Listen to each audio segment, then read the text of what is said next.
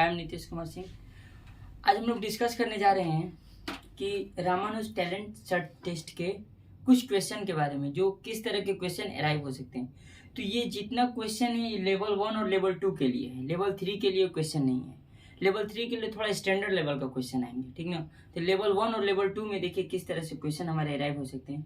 तो नॉर्मली आप लोग को हम बता चुके हैं कि जितना भी इसमें क्वेश्चन आएंगे, सबसे जरूरी चीज में क्वेश्चन हमारे वेव आएंगे जो जिसमें रामानुज साहब के या रामानुज सर के जिसमें ज़्यादा रुचि थी, उससे ज़्यादा क्वेश्चन आपके अराइव होंगे। और सारा सिलेबस आप लोग को नॉर्मली जानकारी हो ही चुका होगा कि क्या क्या टॉपिक आने वाला है, ठीक। तो इसमें से सबसे जरूरी चीज़ होता है कि हमारा कमांड होना चाहिए अलजेब्रा पर, ज्योमेट्री पर, ट्रिगो पर और मेंसुरेशन पर। इस सब पर कमांड होगा तो नॉर्मली हम मैक्सिमम क्वेश्चन टच कर सकते हैं, क्योंकि आप लोग को ज़्यादा से ज़्यादा क्वेश्चन जो आएंगे वो अलजेब्रा से आएंगे और ट्रिगो से आएंगे, ठीक। कुछ क्वेश्चन ज्योमेट्री से भी आएंगे जो थोड़ा सा घुमाकर क्वेश्चन आएंगे। जैसे कि नॉर्मली मान लीजिए कि हमारे पास क्वेश्चन इस तरह से पूछे जाएंगे, जैसे कि ये क्वेश्चन है एक हमारे पास क्वेश्चन ऐसे है जिसको हम लोग पढ़े हैं, पहले भी पढ़े हुए हैं, किस टाइप से क्वेश्चन है। जैसे कि if P plus Q plus R is equal to 0, हम जानते हैं कि P Q R क्या है, 0 है। Then PQ plus QQ plus RQ is equal to what, ये फाइंड करना है। तो हमारे पास जो ऑप्शन दिया हुआ है वो है P Q R। Second number जो हमारे पास ऑप्शन है वो है 3 P Q R। Third number जो हमारे पास ऑप्शन है वो है PQ QQ RQ। और फोर्थ नंबर जो हमारे पास ऑप्शन है वो ये है कि 3 PQ QQ RQ, ठीक। तो अब ये हमारे पास ऑप्शन है, ये हमारे पास क्वेश्चन रहेगा ऐसे, और इसके ऑप्शन ये है, ये क्वेश्चन हो गया। अब इसमें से हमको सेलेक्ट करके बताना है कि इसका आंसर होगा क्या। तो नॉर्मली जिसका कॉन्सेप्ट क्लियर होगा, ये 9 बेसिस पर है, ये आपका 8 में भी पूछा जा सकता है अलजेब्रा के तौर पर, 7 में भी पूछा जा सकता है, 6 में भी पूछा जा सकता है, 9 में भी पूछा जा सकता है, 10 में भी नॉर्मली इस क्वेश्चन को अराइव किया जा सकता है। ओके, सेकंड क्वेश्चन पे आते हैं कि सेकंड क्वेश्चन में हमारे पास क्या होगा। तो सेकंड क्वेश्चन में हमारे पास ऐसे है नॉर्मली तौर पर, मान लीजिए कि 40 divide 4 in bracket 2 plus 3 bracket close plus 30 divide 5 divide 3 is equal to what. हमारे पास ऑप्शन में है 20, 3, 40 और ये ऑप्शन हो गया none of this,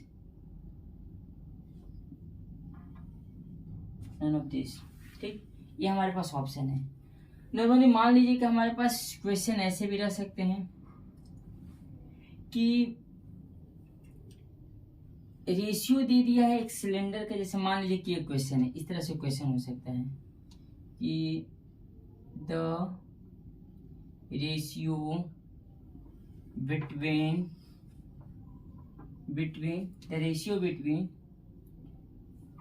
perimeter and length of rectangle, the ratio between length and perimeter of a rectangle are 5:1 if the area of rectangle is 216 meter square, then find length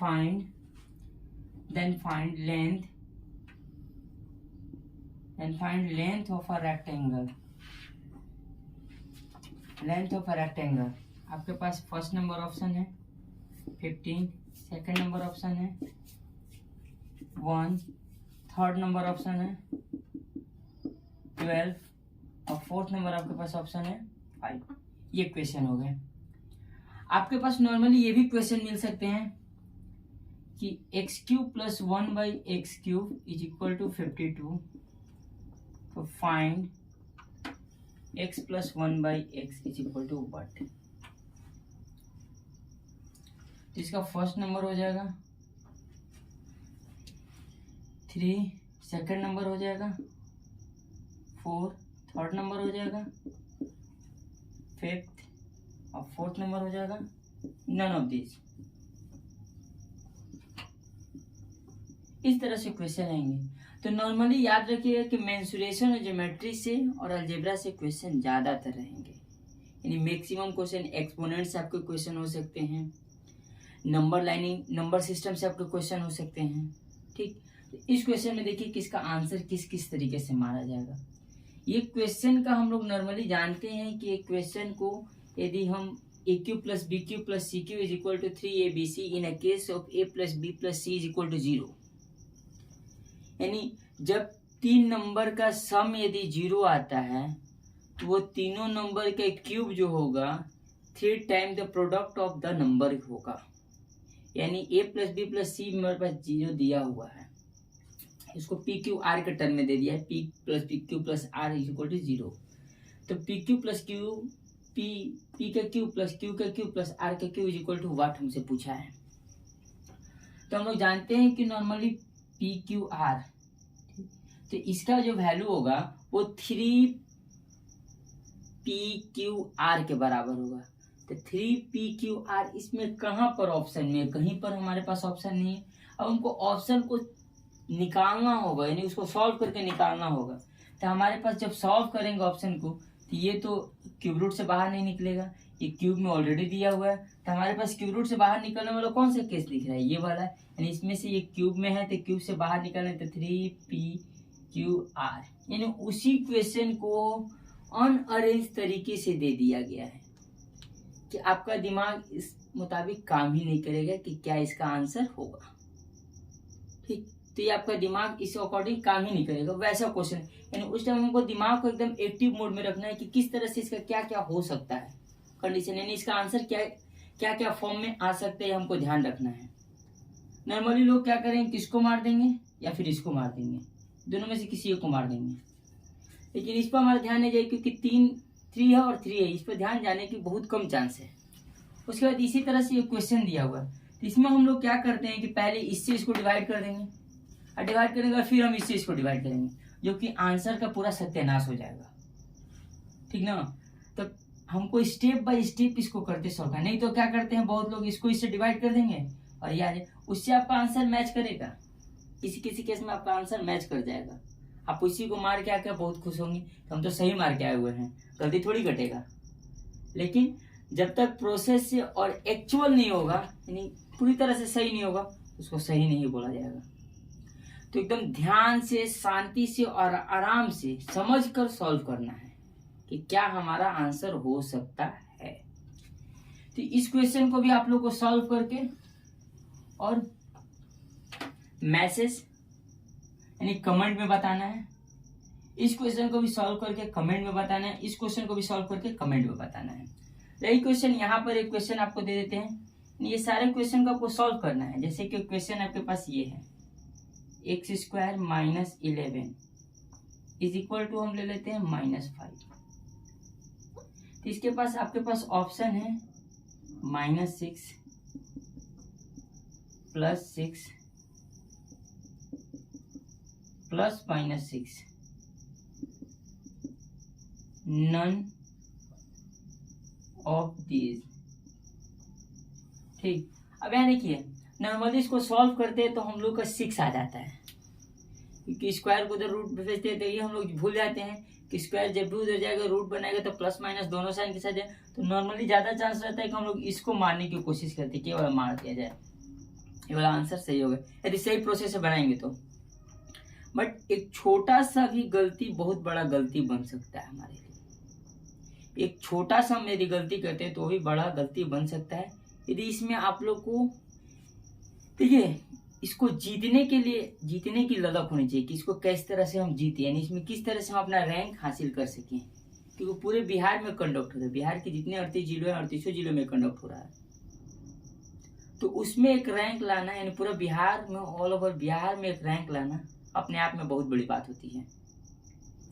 और इसमें total 21 ऐसे student को top select किया जाएगा जिनको state topper की दर्जा मिलेगा, और 1015 ऐसे स्टूडेंट को सेलेक्ट किया जाएगा जिनको एक टॉपर की दर्जा दिया जाएगा कि हाँ ये रैंकर हैं। तो आपको सेलेक्ट करना है, और जो बच गए वो फेलियर के दर्जा में रहेंगे। तो आपको सेलेक्ट करना है, आपको चुनना है कि आपको किस रैंक में आना है, 21 के रैंक में आना है कि 15 के रैंक में आना है कि नन ऑफ दिस के रैंक में आना है, ये आपको चुनना है। तो आपकी काबिलियत, यानी उस समय आपका दिमाग कितना प्रेजेंट है, यानी आपका प्रेजेंट ऑफ माइंड, आपके दिमाग कितना दूर तक सोच सकता है, क्या सोच सकता है, आप क्या सोचकर उसका आंसर लगा रहे हैं, इस पर बहुत ही ज़्यादा डिपेंड करेगा। कभी कभी कुछ ऐसा भी होता है कि जो हम लोग सोचते हैं उसके अकॉर्डिंग एकदम सही लग जाता है, कभी कभी तुक्का मारते हैं वो सही लग जाता है। तो वो तुक्का भी तब सही लगेगा जब आप उसके बारे में आपको ज्ञान होगा। जैसे कि नॉर्मली रूप से कहा गया है कि नकल के लिए भी अकल की जरूरत होती है, तो उसको भी मानने के लिए हमारे पास उसकी जानकारी होनी चाहिए। जब तक उसकी जानकारी नहीं होगी तो उसका आंसर को हम नहीं मार सकते हैं। तब आपको सोचना है कि आप ये तीनों में से किस कैटेगरी में रहेंगे।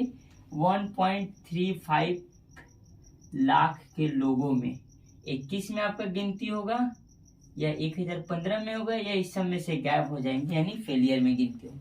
तो ये सब तीनों में से किस में आपका गिनती होगा, इसके लिए आपको मेहनत करना है। यानी आपको समझ के सिलेबस, बोले तो कि नॉर्मली सिलेबस से वहीं से क्वेश्चन ज्यादा अराइव होंगे जहां से इनका ज्यादा से ज्यादा थ्योरी के बारे में डिटेल लोगों तक तो जा सके। तो नॉर्मली एपी से ज्यादा आपको क्वेश्चन पूछा जा सकता है, अलजेब्रा से ज्यादा क्वेश्चन पूछा जा सकता है, ट्रिगो से ज्यादा क्वेश्चन पूछा जाता है। यानी ये टॉपिक से क्वेश्चन पूछे ही जाएंगे, इसमें कोई दो मत नहीं है। ट्रायंगल के बारे में दिए थे, ट्रायंगल के बारे में कुछ बताए थे, ट्रायंगल से पूछा जाएगा। अर्थमेटिक प्रोग्रेशन के बारे में बताए थे, उससे पूछा जाएगा, समांतर श्रेणी जिसको कहते हैं। ट्रिगो के बारे में बताए थे, ट्रिगो से पूछा जाएगा। अलजेब्रा में कुछ टर्म आएंगे, ये सारे टर्म से आपसे क्वेश्चन अराइव होंगे, इससे क्वेश्चन अराइव होंगे। फैक्टराइजेशन से क्वेश्चन पूछा जाएगा, पॉलिनोमियल से क्वेश्चन पूछा जाएगा, एलसीएम और एचसीएफ ऑफ पॉलिनोमियल से क्वेश्चन पूछा जाएगा, जो कि बहुत लोगों को डाउट है कि एलसीएम और एचसीएफ ऑफ पॉलिनोमियल होता क्या है, इसके बारे में तो जानकारी नहीं है। तो एचसीएफ और एलसीएम ऑफ पॉलिनोमियल उसी को कहते हैं जो हम लोग अलजेब्रिक डिवाइड और मल्टीप्लाई जो करते हैं, वही हमारा एचसीएफ और एलसीएम ऑफ पॉलिनोमियल है। तो ये सारे टॉपिक को डिटेल में थोड़ा सा जानकारी लेना है। सर्कल से कुछ क्वेश्चन अराइव हो सकते हैं, और सबसे जरूरी चीज जो ज्योमेट्री में आपसे कहीं ना कहीं किसी न किसी एक क्वेश्चन जरूर अराइव करेगा, वो है आपका क्वाड्रिलेटरल। क्वाड्रिलेटरल टॉपिक जो है उससे आपसे कहीं ना कहीं से क्वेश्चन अराइव होगा। ज्यादातर चांस है कि 6, 7, 8 और 9 तक में क्वाड्रिलेटरल में से 6 और 7 में से आपका नॉर्मल, स्क्वायर, रोम्बस, काइट या ट्रेपेजियम में से पूछेगा 6, 7 तक में। 8 और 9 में से जो पूछा जाएगा वो हो सके मे बी साइक्लिक क्वाड्रिलेटरल से आप लोग का क्वेश्चन अराइव होगा, जिसमें से साइक्लिक क्वाड्रिलेटरल में आपका सर्कल भी इंक्लूड हो जाता है और क्वाड्रिलेटरल भी इंक्लूड हो जाता है। तो यहाँ से आपका क्वेश्चन एक अराइव होगा, जिसका आंसर आपको बहुत सावधानी से मारना है कि किस तरह से आप सावधानी से मारेंगे। तो ये क्वेश्चन तो आप देख लीजिए, किसका आंसर एक का तो हम टिक कर दिए, बाकी 1, 2, 3 और 4 क्वेश्चन आपको दिए, चारों क्वेश्चन का आंसर टिक करना है। और नेक्स्ट 2 क्वेश्चन लिख रहे हैं, ये जो आपको भी बताया ना कि TSTM talent search test of mathematics olympiad का सिलेबस है। तो इसका सिलेबस जो होता है एक लेवल का होता है, जिस लेवल को अकॉर्डिंग यदि हम तैयारी करेंगे तो आगे के फील्ड के लिए हमको सोचना ही नहीं है, बेझिझक बेटेंशन के हम उसमें क्वालिफाई कर जाएंगे। अब ये क्वेश्चन हो गया, चारों क्वेश्चन का आपको आंसर कमेंट बॉक्स में देना है कि क्या क्या इसका आंसर हो सकते हैं। उसके बाद हम इसके बारे में बताएंगे कि क्या क्या इसका आंसर होंगे। चलिए अब इसके बाद हम आते हैं नेक्स्ट क्वेश्चन की तरफ। इस तरह से क्वेश्चन पूछे जा सकते हैं। अब आपके पास एक थोड़ा सा देखिए, आपको एक दे देते हैं क्वेश्चन, इसमें किस तरह से क्वेश्चन होगा। हम लोग सब लोग कोन का नाम सुनेंगे कि कोन क्या होता है। तो नॉर्मली हम लोग कोन का जो नाम सुने हैं, तो कोन के बारे में पहले जान लेते हैं कि कोन क्या होता है, कोन कैसे होता है, कोन क्या, यानी हर एक चीज कोन के बारे में कुछ जानकारी हम लोग ले लेते हैं। देखिए क्या जानकारी लेते हैं। जैसे कि मान लीजिए कि हमारे पास क्वेश्चन एक दिया हुआ है। क्वेश्चन यही है कि किसी कोन का, जैसे कि मान लीजिए कि एक कोन है,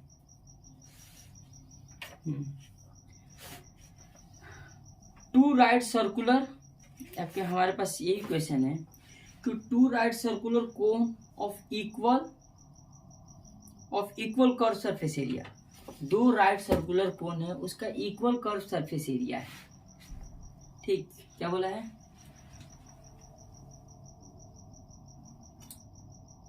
two right circular cone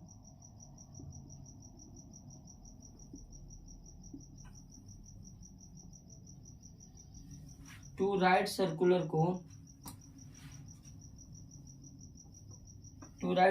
cone of equal CSA curve surface area of equal curve surface area have their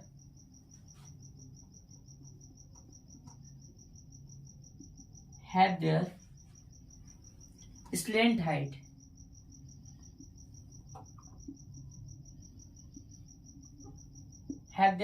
height in the ratio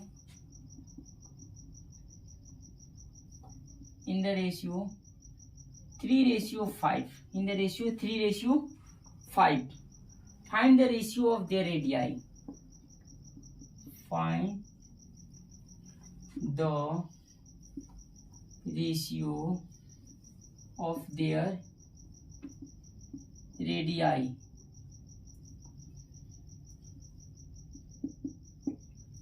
यानी दो सर्कुलर कोन है, राइट सर्कुलर कोन जिसका CSA इक्वल है, यानी दोनों का कर्व सरफेस एरिया जो हमारे पास है वो इक्वल है। हमको बताना है कि उसके स्लेंट हाइट का रेशियो दिया हुआ है 3:5, तो हमको बताना है कि उसका रेडियाई क्या होगा। तो देखिए इस टाइप का जो आपको क्वेश्चन मिलेंगे, कर्व सरफेस एरिया इक्वल दिया है, राइट सर्कुलर कोन है, तो इसमें रेडियाई निकालने का फॉर्मूला होता है radii is equal to inverse of the slant height, यानी स्लेंट हाइट का इनवर्स होता है, यानी ratio of radii is equal to inverse of slant height, inverse of slant height, inverse of ratio of slant height भी बोल सकते हैं height, यानी स्लेंट हाइट का जो रेशियो है उसका इनवर्स, यानी inverse ratio of slant height, inverse ratio यहाँ बोल दो, inverse ratio of slant height. ठीक, inverse ratio of slant height, यानी जो हमारा स्लेंट हाइट था 3:5, तो इसको लिख सकते हैं 1:3, 1/3 और 1/5, ऐसे हो गया। तो जब इस टर्म में रहता है 1/3 और रेशियो का मतलब फ्रैक्शन 1/5 ऐसे रहता है, तो इसको जब हम कन्वर्ट करते हैं तो 1/3 इंटू 5/1, तो ये मल्टीप्लाई करेंगे तो 5/3, यानी इसको हम लिख सकते हैं 5:3।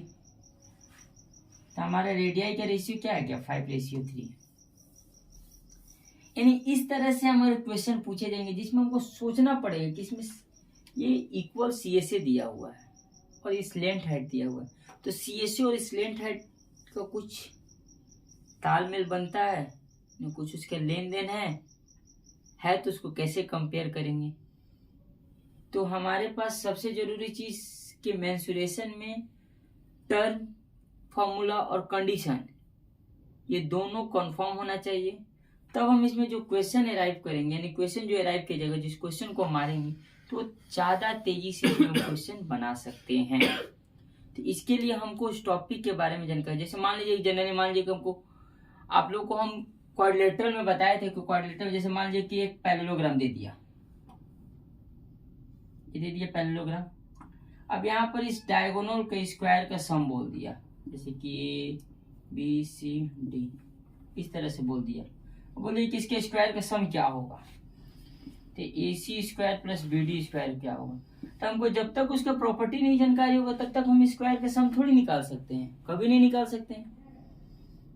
मान लीजिए कि हमारे पास ट्रेपेजियम दे दिया, ट्रेपेजियम दे दिया, ट्रेपेजियम दे दिया, तो हम बोला कि इसका मीडियन बताइए ABCD, पैरेलल साइड है नॉन पैरेलल साइड, बोला कि मीडियन इज इक्वल टू क्या होगा। इसका मीडियन का हमको जानकारी होनी चाहिए कि इसका मीडियन कैसे निकलता है, यानी किस दो साइड के सम का हाफ होता है मीडियन, ये हमको जानकारी होना चाहिए। जब तक जानकारी नहीं होगा इसको हम कैसे बना सकते हैं, कभी नहीं बना सकते हैं। तो हमको उस प्रॉपर्टी की जानकारी होना एकदम 100% जरूरी है। जब तक उस प्रॉपर्टी की हमें जानकारी नहीं होगी तब तक हम उसके बारे में तब तक हम उसको सॉल्व करना नामुमकिन के बराबर है। ठीक, यानी प्रॉपर्टी की हमको उसकी जानकारी जो कि वो क्या है, किस उस प्रॉपर्टी से रिलेटेड क्या टर्म है। तब ज्योमेट्री, देखिए ज्योमेट्री में कुछ नहीं होता, बस उसमें टर्म की हमको जानकारी होनी चाहिए। जिस तरह से क्वेश्चन हम लोग सॉल्व कर लिए, यहाँ सॉल्यूशन है, आपके पास एक क्वेश्चन और लिख दे रहे हो, जैसे कि क्वेश्चन है आपके पास ये है, ये पांचों क्वेश्चन को आप लोग को सॉल्व करना है, कमेंट बॉक्स में बताना। जैसे कि 8 का पावर x प्लस 27 का पावर x अपन में 12 का पावर x प्लस 18 का power x is equal to 7/6। जो लोग भी इस एग्जाम का प्रिपरेशन कर रहे हैं, इसमें कुछ क्वेश्चन हम देंगे, कुछ ऐसे इंपॉर्टेंट क्वेश्चन देंगे जो मे बी इस पैटर्न पर, यानी इसको नियम फॉलो करते हुए क्वेश्चन आएंगे। क्वेश्चन आपसे पूछे जाएंगे किस तरह से क्वेश्चन, तो कुछ क्वेश्चन हम देंगे 1 से 2 दिन में कि इसमें क्या क्या टॉपिक है, इसमें हम देंगे, इसके बारे में हम लोग जानकारी लेंगे कि क्या क्या है। इसको भी आपको सॉल्व करना है कि इसको सॉल्व करके बताना है कि क्या होगा। यानी टोटल आपको हम 5 क्वेश्चन दे दिए, ये पांचों क्वेश्चन आपको नॉर्मली बता दिए कि इस लेवल तक आपसे क्वेश्चन अराइव हो सकता है, यानी ऐसा क्वेश्चन आपसे पूछा जा सकता है कि ऐसे। तो आप लोग को इस लेवल तक तैयारी करना है। ये सारे क्वेश्चन का आंसर आप लोग को कमेंट बॉक्स में भेज सकते हैं। ठीक, अगले क्लास में हम लोग इस सारे क्वेश्चन के डिटेल में, यानी इस क्वेश्चन पर हम लोग अपना गंतव्य रखेंगे कि क्या क्या इसका आंसर होगा। ठीक, और कुछ नए क्वेश्चन के साथ हम लोग जुड़ेंगे और इसकी प्रिपरेशन की पूरी तरह से हम लोग इसका प्रिपरेशन करेंगे कि किस किस तरह से इसका क्या क्या आंसर हो सकता है। लेवल 1 और लेवल 2 के स्टूडेंट्स, यानी लेवल 1 और लेवल 2 के सारे स्टूडेंट इसकी तैयारी में जुड़ जाएंगे। यदि आपको इसमें क्वालिफाई करना है तो इस चैनल को सब्सक्राइब कीजिए और वीडियो को लाइक कीजिए। वीडियो को लाइक करेंगे, चैनल को सब्सक्राइब करेंगे, तभी आपको इस तरह का वीडियो, यानी इससे टर्म से रिलेटेड आपको मिलते रहेंगे। Thank you.